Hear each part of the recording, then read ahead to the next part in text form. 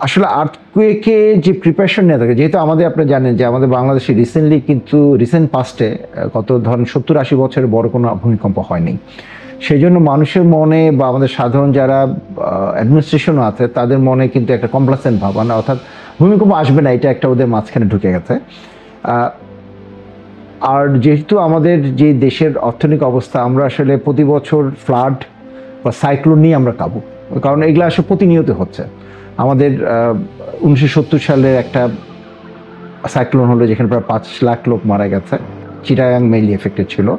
তারপর দেখা গেল 1991 সালে আর্থকুয়েক হলো, সেখানেও চিটাগাং এফেক্টেড। পরে আবার ছোট ছোট কতগুলো হলো সাইক্লোন আইলা, সিরোর, এগুলাতে 10,000-15,000 লোক করে হতাহত হয়েছে, এবং এগুলা কিন্তু আবার সুন্দরবন এলাকায় হতাহত হয়েছে।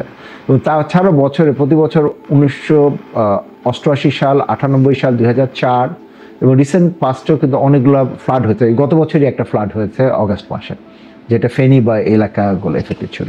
তো ফ্লাড এবং সাইক্লোন আমাদের দেশে এত বেশি হয়, সেই তুলনায় যেহেতু লাস্ট বড় আর্থকুয়েকটা আমাদের হচ্ছে 1930 সালে, যেটা ধুবড়ি আর্থকুয়েক নামে পরিচিত, যেটা রংপুরে ঠিক উপরে হতো। সেই জন্য সাধারণ মানুষ বা যারা অ্যাডমিনিস্ট্রেটর সেটা তারা কিছুটা কমপ্লাসেন্ট, বা তারা ধরে নিয়েছে যে আর্থকুয়েকটা হয়তো অদূর ভবিষ্যতে হবে না।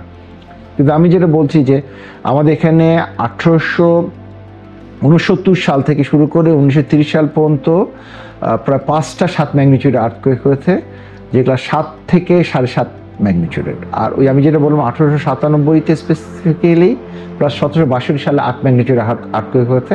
তো এগুলা আমরা যদি এখন 300-350 বছরের রিটার্ন পিরিয়ড ধরি, তাহলে কিন্তু 1897 সালে যে আর্থকুয়েকটা সেটা আসতে অনেক সময় লাগবে।